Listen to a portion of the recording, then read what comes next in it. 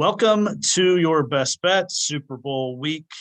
The Los Angeles Rams are taking on the Cincinnati Bengals. I'm sure a Super Bowl that no one saw at the start of the season. I think I saw it was 150-1 for this matchup at the start of the season. So if you pick that, you're a very smart person and probably pretty wealthy at this point in time. We had to run it back from 2 weeks ago when we did the conference championship previews. Zach Fitzgerald joining once again for the final football show of the year. Zach, are you going to be sad when Sunday night comes and the Super Bowl's over, that football's over? Yeah, I think it's always kind of a weird part in the year. And then, we get into early golf season and mid golf season, we start talking about, 8-9 weeks before preseason, we all start doing our mock drafts for fantasy football and then have our fantasy drafts. And then it seems like it kind of comes around quickly again. Yeah, it's weird because the NFL it really is a 365-day a year sport, and as soon as the Super Bowl is over, we'll be talking about free agency and who's potentially going to be moving, and then after that it's the draft, and the spring is pretty fun too. So Nate Conroy is back. As we all know, his team is in the Super Bowl. I'm sure it's just been a week of anxiety and nerves. Am I wrong thinking about this game? Yeah, but nerves, but excited at the same time. We were a lot of lean years. This is the second time in the last 3 or 4 since 2018, I think it was. So super pumped, super excited, just ready to kick off and play. The playoffs have been tremendous, as we've talked about here. The last 6 games have been really as good as any playoff games you could ask for. All of the last 6 games have been down to 1 possession. Most have been decided by a last-second field goal. So I'm hoping the Super Bowl is a mirror image of what we've seen the last couple of rounds. The Rams are currently favored by 4 points. This game opened at 4.5 initially, the night of the conference championships. I was talking to Zach earlier. All the pro money really came in early on the Bengals. The line moved to 4. I saw it even get to 3.5, and now it's gone back to 4. And it seemed like it's going to settle in there before the game. And now the money has come in on the Rams. 74% of the money has come on the Rams. 57% of the bets. So it seems like the heavy pro money on the Rams. Initial thoughts on this game before, and of course we'll lead up to our picks here. Nate, in your mind, what are a couple of the main storylines that you're looking at here when you think about this game? Not to overstate the obvious, but the quarterback position, the Stafford Burrow, that's going to be a big storyline to follow. I would also say the game's won in the trenches. So can the offensive line of the Bengals hold up against that tremendous front of the Los Angeles Rams? And then on the offensive end, kind of flip that. Can the Rams protect Matthew Stafford, keep him upright? So I think the trenches are going to be a storyline. Quarterback play is going to be a storyline. I think special teams too. The Bengals kicker has been excellent.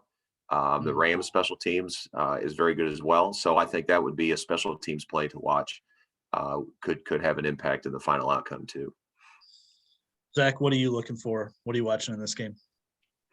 I mean, a lot of things that Nate said, but also like for me, I want to see what Odell does here because, he calls himself a primetime player, obviously at the beginning of his career was as exciting as a receiver can be. And then, got injured and then kind of mired himself away in Cleveland with Baker. And I'm just kind of interested. I mean, he's been playing well.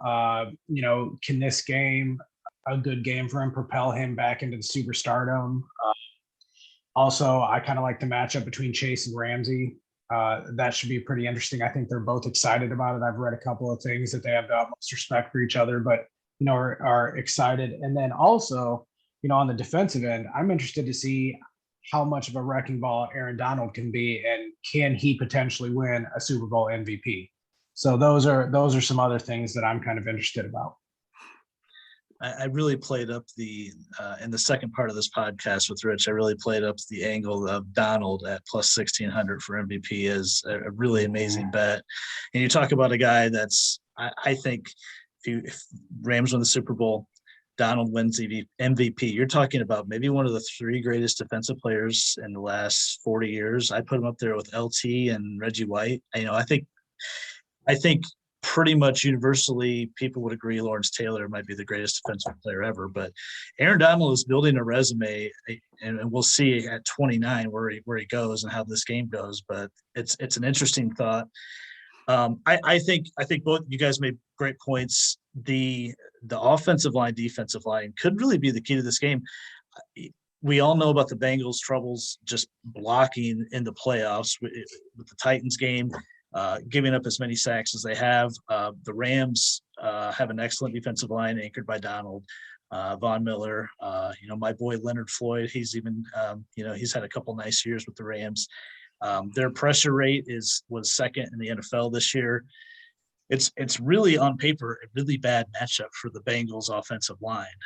So I'll be interested to see if they can get any kind of running game going. The Rams have been pretty stout against the run as well. And then conversely, Stafford's one of those guys, he's going to give you a throw or two, especially when he's under duress.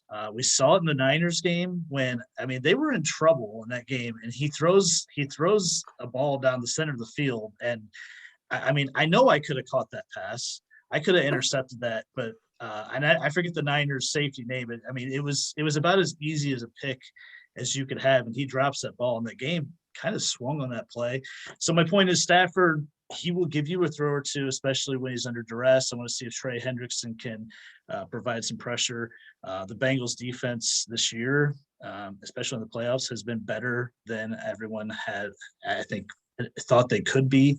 The second half of the Chiefs game, I don't really know what happened. That was one of the stranger games I've seen where, a team can really just be pushed around and dominated one half of football. And the second half, they shut down the best offense in football. So I really am. I'm looking at both of those spots. I want to go back to the quarterback situation. Matt Stafford, former number one pick.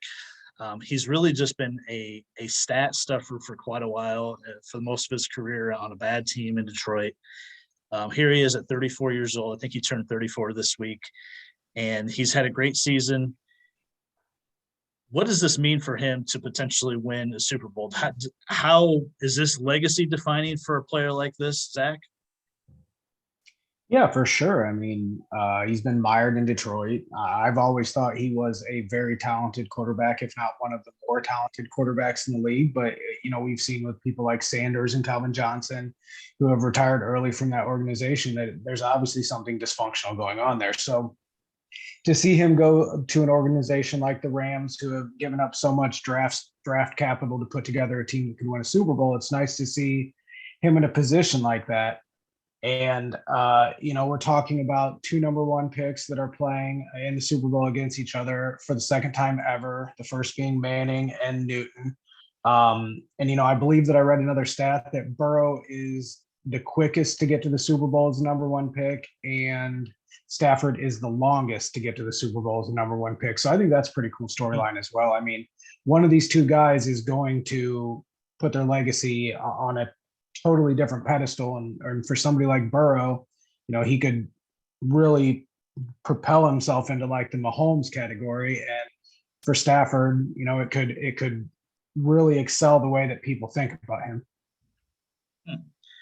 Nate, we've already talked about Stafford a little bit. You have thoughts on Burrow, what he's done in this playoff run. Going back to his time at LSU, where he played in a bunch of big games and won them all, and now here he is again playing a bunch of big games and winning them all. Is this a guy that's just got a bit of that Tom Brady it factor? He's definitely got some swagger to him. There's no question. Everybody, you hear the pundits or you read the articles, everybody just talks about the work that he puts in and the time that he puts in. And they've been impressed, not only just from a rehab perspective, but just a daily, a weekly preparation factor. I think he, to be honest with you, fully expected to have this level of success. I wouldn't call it an arrogance. I would call it confidence.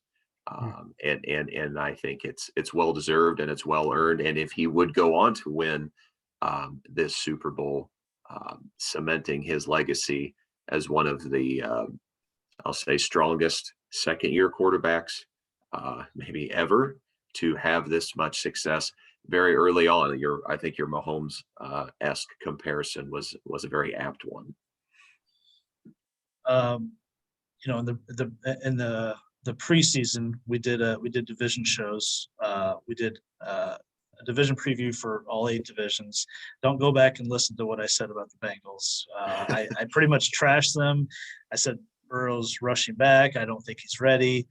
I said everything opposite of actually what happened. So that did not age well. Matt Stafford, guys, I don't know if you know where he ranks all time on some of these major stat categories, but he's 12th all time in passing yards. He's also 12th all time in passing touchdowns. He's right in the neighborhood of John Elway. If the Rams win the Super Bowl, Stafford gets the Super Bowl ring. Are we talking about a guy that's going to be in the Hall of Fame? Zach?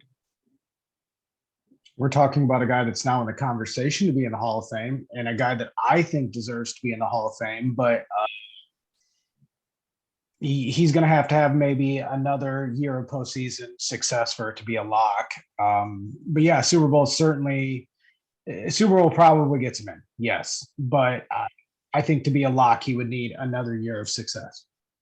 Which I think it's fair to assume that the track is set for Stafford with McVay in this offense to have at least 2 or 3. I don't know how long he'll play. I don't know how long he'll be with the Rams, but a few more years of success. Nate, what do you think? Will Stafford end up being a Hall of Famer? It's definitely, to use a March Madness term, on the bubble right now, as it is. If he does win on Sunday, I would have to say yes to that. I just think back to other quarterbacks that have won one Super Bowl and that are not in the Hall of Fame. Okay, like I don't want to pick on. I want to say, Trent Dilfer, something like that. Yeah. But to be clear, that's not a fair comparison, though. That's true, no, but he did win a Super Bowl. He did, but everything else is different about these two guys. Yes, I agree. think Stafford is elite level talent, all-time elite level talent. He just does, mired on a terrible team. For sure. He's always had an elite arm, for sure, one of the biggest arms in the league. It's funny, my kid, he's obsessed with asking me about every player that's been in the past or current players, NFL, NBA. Is he going to be a Hall of Famer? John Morant, is he on his way to be in the Hall of Fame? Well, I don't know. I mean, but so I had to discuss that on every single player that comes on the screen these days. I want to talk about what's the path to win for each of these teams. Zach, in your mind, what do the Bengals have to do to win this game? What are a couple of keys, do you think? What's the path to victory? Just protect Burrow. I mean, if they cannot protect Burrow, they will not win the game. And that's going to be the most difficult thing. Obviously play good defense against the Rams and eliminate large plays and kind of try to slow the game down, because although they are a high-powered offense, I don't know that offensively with the offensive line, if they're quite as good of an offense. I think those are the two things: is try to eliminate big plays by the Rams offense and got to protect Burrow. If they don't do that, no chance. Nate, what do you think? What's the Bengals' path to victory? Yeah, ditto. You have to keep Joe Burrow upright. You got to give him time to make plays and allow him to get to those playmakers on the outside, the T. Higgins, the Jamar Chase. Number 2, in order to alleviate some of that pressure, you got to get the run game going. So Joe Mixon needs to get touches. He needs to at least have a semblance of a run game. So that'll open up, your wide receivers, give Joe Burrow a little bit more time. And then on the defensive end, nobody's really talking about the Bengals defense. Get a turnover or 2, get a big splash play somewhere. That's what's going to be necessary for them to win. I'm really concerned, and I know we're talking about the Bengals' path to victory, but just overall, I'm concerned about how do the cornerbacks for the Bengals slow down Cooper Kupp and Odell Beckham. I, I have some grave concerns on how they're going to slow them down. And on the other side of the ball, I know the Rams traditionally play a decent amount of zone. Nate, you can correct me if I'm wrong there, but um, uh, for me, if it's a situation for the Bengals, if Jalen Ramsey is essentially going to be assigned to take Jamar Chase out of the game, T. Higgins had to step up, Tyler Boyd, Uzama. I don't know if his injury status. I know he's questionable, but I really do think it's the offensive line and Mixon having a game where they have a little bit more time possession, ball control type offense, play action with Burrow. I like him when he's on the move a little bit. His bootlegs, he's athletic enough to make some things happen. We saw him with a couple of key scrambles against the Chiefs. So I really think they got to get Mixon going and have him have a good game, even a big game to potentially for them to pull this upset. On the other side, the Rams, I think, Nate, correct me if I'm wrong, but I mean, the last 2 weeks, we saw Cam Akers come back against Arizona. He looked great, looked explosive. And the last couple games, he's looked kind of average. Do they need a running game to beat the Bengals, or do they just kind of do what they do and move the ball down the field by passing? No, they definitely do need a run game. And with that being said, they need to hold on to the stake in football too, and not turn it over like they did against Tampa. I think I've heard Sean McVay quoted as saying his preference is to run the football first, and he's got Cam Akers and I think Henderson is hurt, but Sony Michel, kind of a savvy veteran who's played in this game before.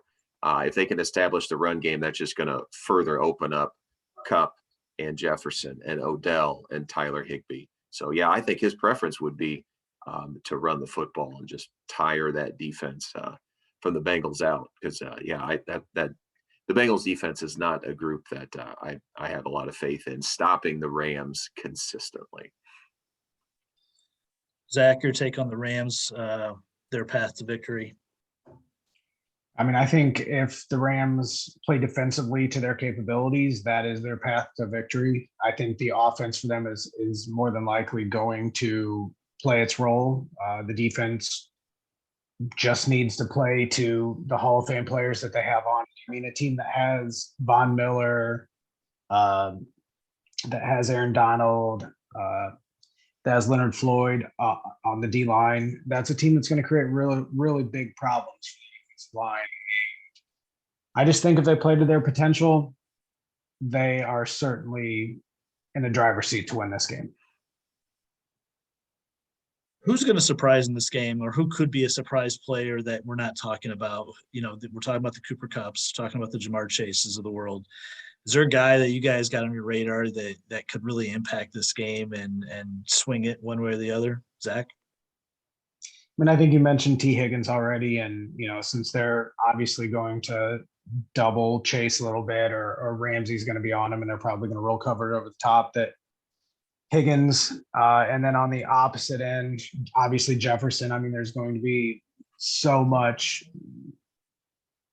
spotlight on Kupp and Odell, which I think much more Kupp than Odell, so it's going to even give Odell an opportunity to have a pretty large game. And then on the defense, I think for the Rams is, there's going to be a lot of attention. You can't double all three of those guys. So they're certainly probably going to pick doubling Aaron Donald for sure. And, maybe doubling Von Miller, but Leonard Floyd could have a pretty big game here if he's singled up the entire day. So that would be, I think Jesse Bates has to have a big game on the back end for the Bengals defensively in order for them to win as well. So those would be my offensive and defensive players from those teams. I heard a really fun prop that I like, and of course I talked about all the props in the second part, but I heard Leonard Floyd for first sack at plus 1,200. That was kind of enticing because you could envision a scenario where they're focused so much on I almost said Luke Donald, Aaron Donald, and Von Miller. Nate, anyone that you got on your radar from either side that could come out of this game that as a star that no one's talking about? On the offense, I'll start with the Rams, obviously. On the offensive side of the ball, I ditto what Zach said. kind of your third option, that Van Jefferson, because everybody thinks about Cooper Kupp, everybody thinks about Odell. So Van Jefferson, who's proven himself to be a fairly reliable third option. Also not to be overlooked is Fort Wayne native Ben Skoranek. He gets in there every once in a while and mixes it up. Maybe it's a special teams play, who knows? But we'll give a shout out to Ben Skoranek. On the defensive end, I'm looking for everybody's talking about the corners of the Rams, the Jalen Ramsey. How about some safeties? Taylor Rapp, I think, is going to be back in this game off injury. And Eric Weddle, the savvy veteran who's been, out for a couple of years, but everyone's had good things to say. He's been playing well. He's fresh. So maybe a play out of one of those safeties. Defense, he mentioned Jesse Bates. Everyone's been kind of raving about him. Again, a local kid, a Snyder kid. I'd love for him to have a good game, not a great game, but a good game. And then Trey Hendrickson's going to get a lot of attention because he's really the only viable pass rusher that anybody really knows about. So him on defense, and then the kicker for the Bengals, who is, besides Joe Burrow, has been maybe their most valuable asset in this postseason. If he kicks a lot of field goals, I think that's actually a good thing for the Rams. So the more field goals he can convert, keeping them out of the end zone, because in the postseason the Bengals haven't put a lot of points on the board. So the more field goals that they can settle for will be good. Going back to Eric Weddle, is it a compliment when the veteran is labeled a savvy veteran? Does that, I feel like that means he's lost all his athleticism, his skill, and now he's just using his head to make plays. Is that right? Well, it's better than being, slow and broken down, Zach, I hope to be considered a savvy veteran golfer someday. So I will absolutely take savvy veteran. I think you're already there, Zach. You're already there. Well, that Which scares is fine. me then because you mentioned T. Higgins, Zach. He was my my longest shot play for MVP at 45 plus 4,500. I think we've seen what he is capable of. He really had a nice game against the Chiefs. And if it's a situation where these games don't always work out where, Ramsey or the top cornerback takes out a guy. It's not like it was back when Darrelle Revis was, the guy was on Revis Island and Revis just shut you down. So I don't know if it's going to end up like that, but I like the potential of Higgins really making a huge impact in this game. And conversely, I really think that you might see a guy like Van Jefferson make a play down the field or two. We've seen him with a lot of deep shots this year, especially in play action. It seems like they like to go to him down the field. So I like both of those plays. I really do. What else am I missing, guys, from anything with this game? We've talked about a path to victory. Who's got the coaching edge? I mean, is this clearly a Sean McVay thing? I mean, Zach Taylor doesn't get discussed a lot for a lot of reasons. I mean, I don't think he was necessarily thought of as like one of these up and coming coaching stars, but here we are, and he's in the Super Bowl. I mean, Zach, do you have a clear edge in this game for coaches here? No, I mean, they're both young. They work together at one point, so they obviously know each other. I think this is a pretty fun matchup. Obviously, people think McVay's a genius. He's been doing really well there, and this gives Taylor the opportunity to maybe put himself in that same category. So I'm pretty excited to see how this goes. Taylor's done a fantastic job coaching a team that was not expected to do this that early, and McVay's done a great job in handling the personnel and all the stars that they have. Everybody seems happy. Odell seems happy, and he's never happy. So I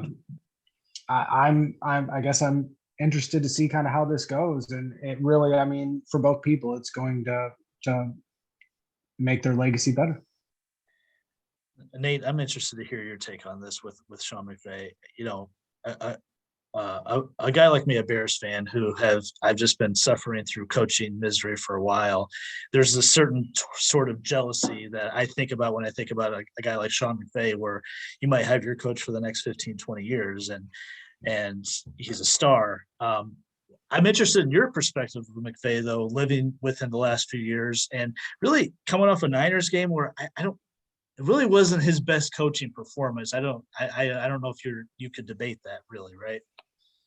Yeah. From the outside looking in, the way he used those challenges, which were just astonishing to me when he used them, when he did, and thus the management of the timeouts or lack thereof. Um, as Zach mentioned, they know each other very well. I don't think there's going to be any surprises or too many surprises between the two. They both know each other. They both respect each other. I'd have to give the slight edge to McVay only based on the fact that he's been there before and he's been doing this longer. He's been handling those big personalities. He's dealt with Super Bowl defeat. He's been through all of the hype and the media. He knows how to handle all of that stuff. So just for that reason, I would give him a slight edge in this matchup. Yeah, I would have to agree with you just based on the experience.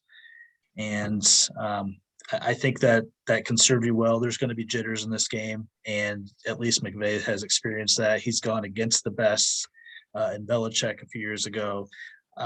So you have to think he's taken some lessons from that game, that experience. Guys, all that's left is the pick. I told Zach coming into the podcast, I had a feeling where both of you are going to side, and so I might be the kind of the tiebreaker. Zach, are you going with the Cincinnati Bengals to cover and win, or just to cover? Well, I mean, I already have a bet on the Bengals to win right now. And my heart says Bengals.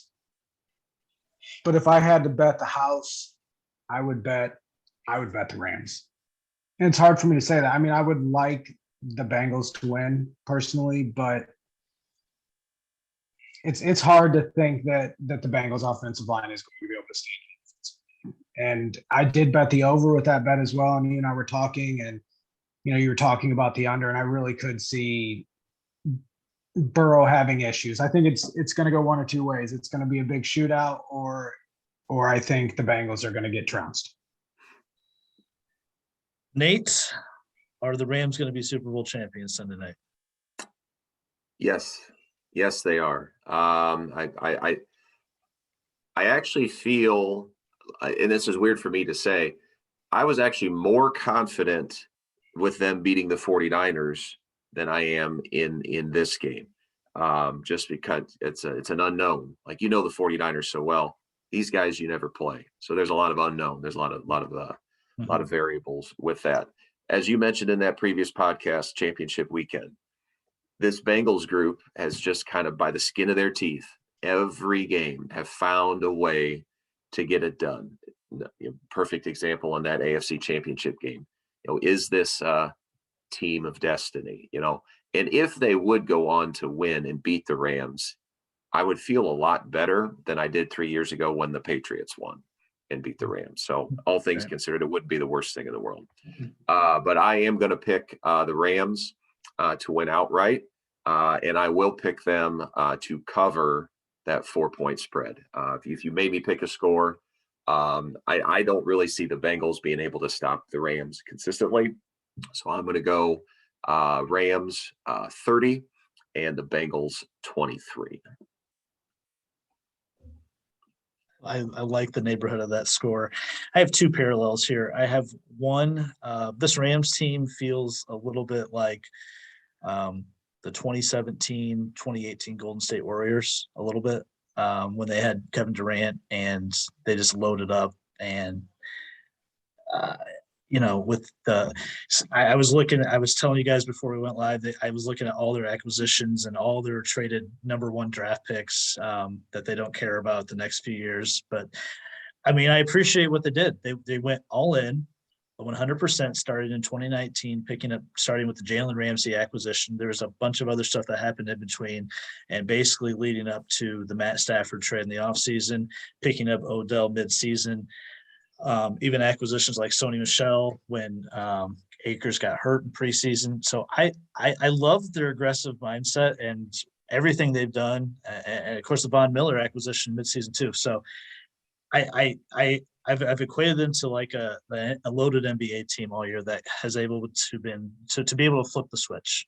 And then conversely, in my mind, I'm like, this Bengals team feels like a team that from 10, 15 years ago, feels like the 2007 New York Giants to me when they upset the Patriots.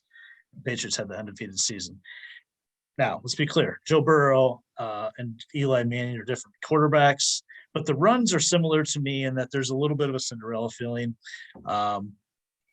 It started with like the Week 16 game against the Chiefs when they won at home.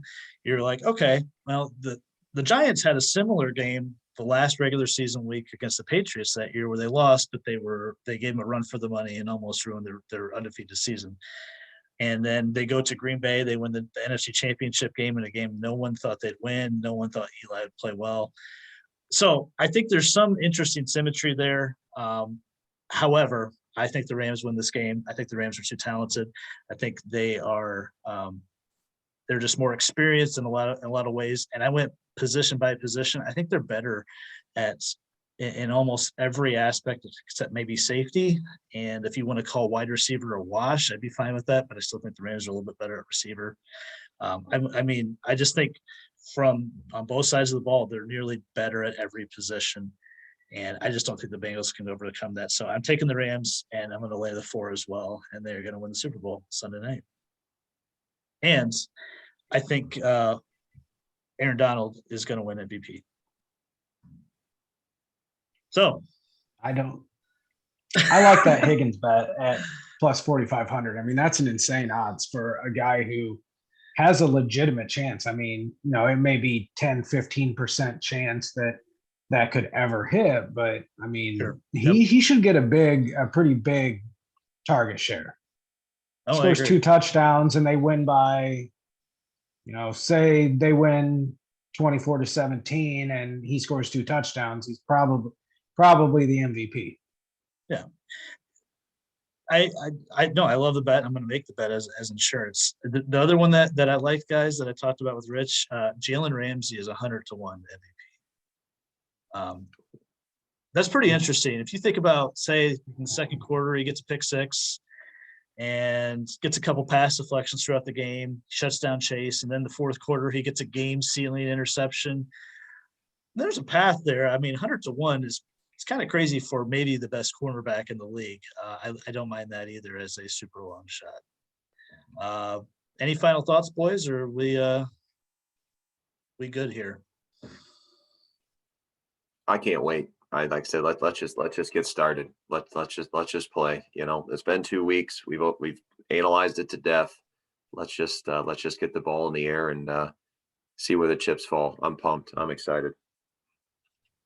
I'm extremely excited for this Super Bowl. It's the first time in a long time that I honestly do not care who wins, and I will be extremely happy for whatever quarterback wins. And yeah, I think it's going to be a good game. And what a guy you are! You're just happy for whoever wins. And what a class guy, Zach. Well, I mean, you've been, and I'm not a Brady hater, but you're always either, for most years, oh, do you want Brady to win another one? And then, there's another team that I don't particularly like. On this, I don't dislike either team. I don't dislike either quarterback. I don't dislike either coach. So, yeah, this one I'll be nice about and not dislike anyone. Well, it's going to be interesting to see what happens. I can't wait as well. Guys, thanks for joining on the last football show of the year. My pleasure. Thank you. Thanks. All right. Catch us on our YouTube channel, Facebook, and Instagram. We'll be back with the Riviera preview next Monday night, and we'll have NBA discussion with Colin and Cullen. We're going to do our top 10 NBA players at this minute and break down what happened at the trade deadline, which was awesome. Thanks for joining. Enjoy the Super Bowl.